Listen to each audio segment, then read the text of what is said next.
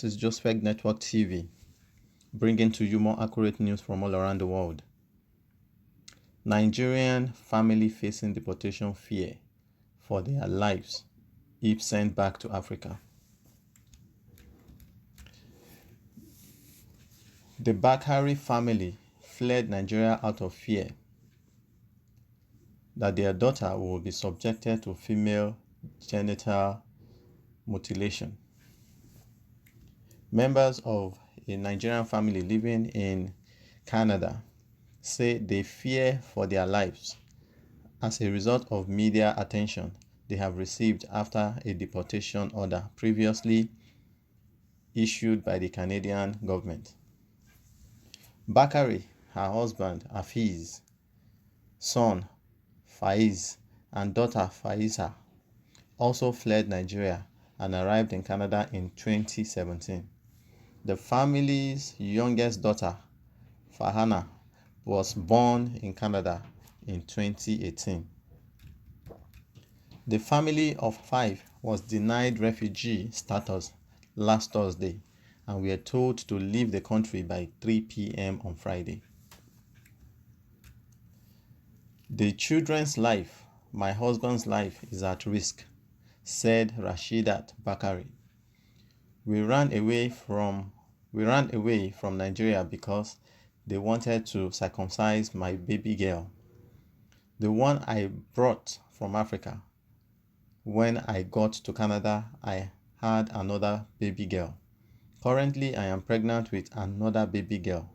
Now I will have 3 baby girls, and all of their lives are going to be at risk.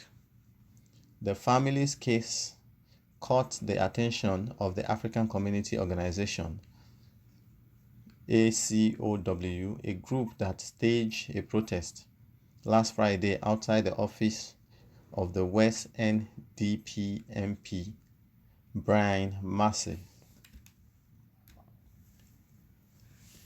President of the ACOW said his group gathered outside Massey's office because we have been through this kind of situation so many times. We never react, we never say anything, he said, and we just have had enough of it. We just want to stand up and say if we don't do it, nobody will do it for us. And this family has to stay together. On Friday afternoon, after Rashidat, who is approximately 5 months pregnant, collapsed and was rushed to hospital, the government issued a temporary delay on the deportation order. Hafiz Bakari said he is not sure when he and his family will be required to leave. I don't want my family and my life to be in danger, he said. My wife is in a state where she is reckless. She cannot do anything. Rashidat Bakari was released from hospital on Saturday. What led her to have a shock has not yet been resolved, said Hafiz Bakari. So she had been crying ever since she left the hospital.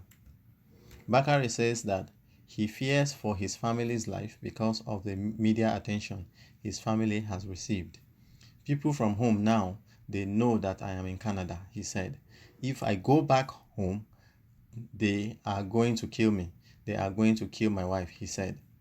Masses described the federal government's treatment of the Bakari's family as heavy-handed, adding that it was even logically difficult for the family to comply with the deportation order in the first place, simply because of how little time was given. At the same time, Masses pointed out that Farhana, who was born in Canada in 2018, is a Canadian citizen, complicating matters further.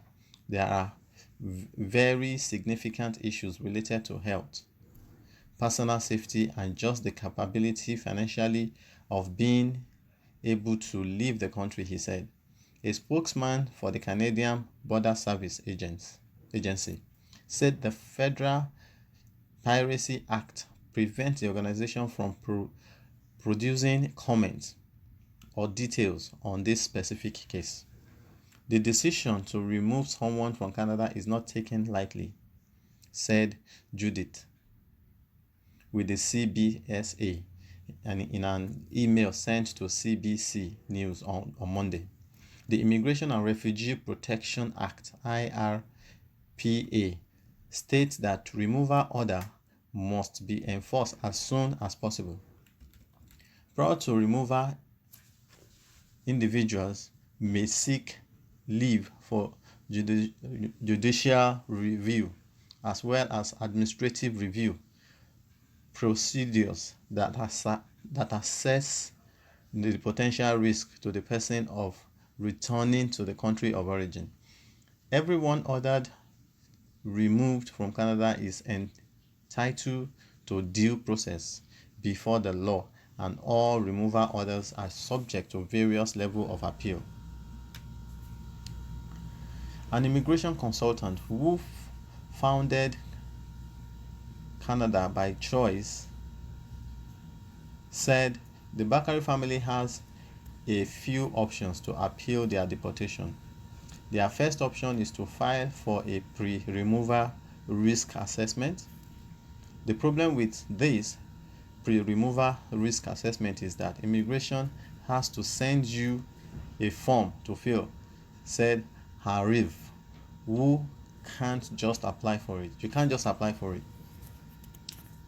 The immigration board hasn't been listening to a lot of cases. Immigration consultant and founder of Canada by choice. In effect, the risk assessment allows the federal government to determine the overall risk of persecutions by returning to a country. The consultant said there are some drawbacks associated with the pre-removal risk assessment, namely that potential applicants need to wait at least 1 year before they can submit a form. A second option is to apply for the Refugee Appeal Division, part of the Immigration and Refugee Board of Canada. However, the consultant says the Appeal Division hasn't been very active. The Immigration Board hasn't been listening to a lot of cases, he said. Unfortunately, this is how it is. If a refugee appeal is denied, the consultant said the Federal Court of Canada is also a means of resource. The good thing about it is outside the immigration system, so it is not influenced by immigration regulation, he said. It is a different body to immigration. Let us correct an impression. A previous version of the story incorrectly stated that the family's youngest daughter, Farhana, is a naturalized citizen, which would mean that she was not initially a Canadian citizen, but become one later. In fact, because she was born in Canada, she received her Canadian citizenship at birth.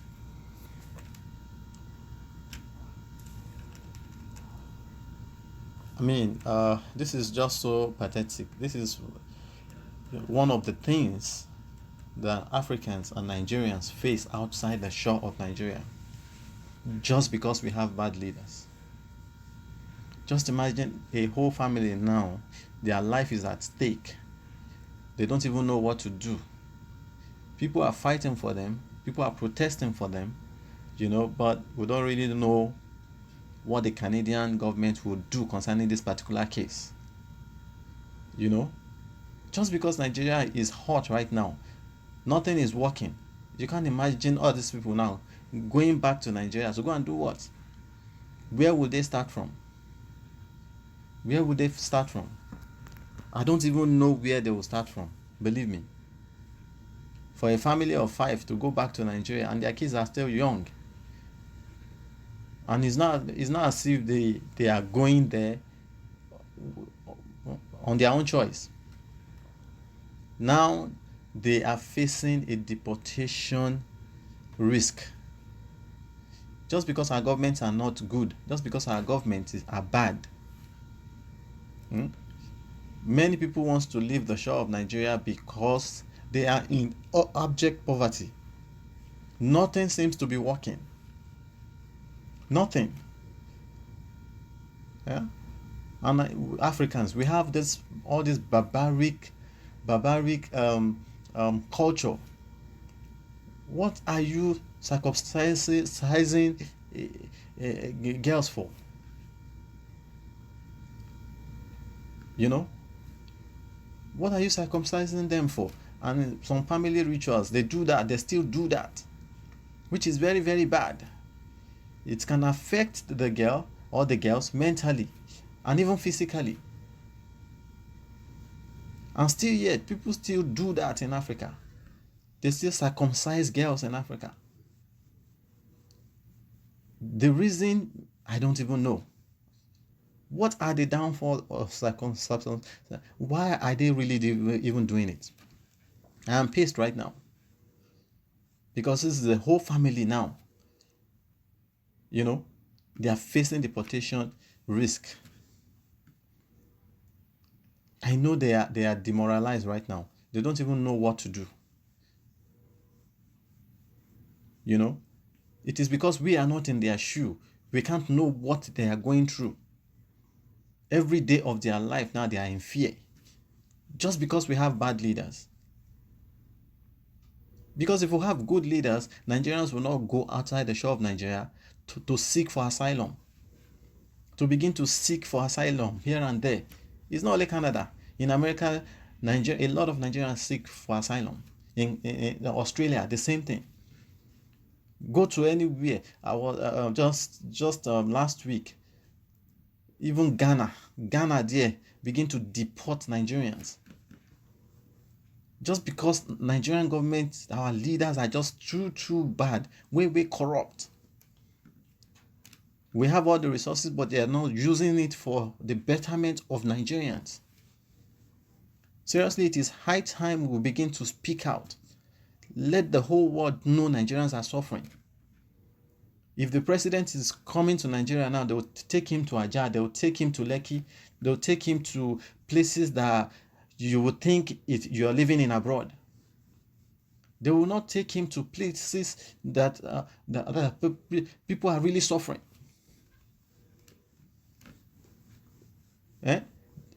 Just to disguise, to pretend that Nigerians are not suffering. Look at it now. This family is facing a lot of risk, a lot of things. They are going through a lot right now. We should put them in our prayers, because this can happen to anybody. What is your own thought about this particular news? Kindly leave a comment in the comment box for us. I will sure get back to you. And please don't forget to subscribe to this channel. And if you have done so, we say a very big thank you to you. And if you can share these links to other people so that we can fight all these bad leaders together, we will appreciate it. Bye.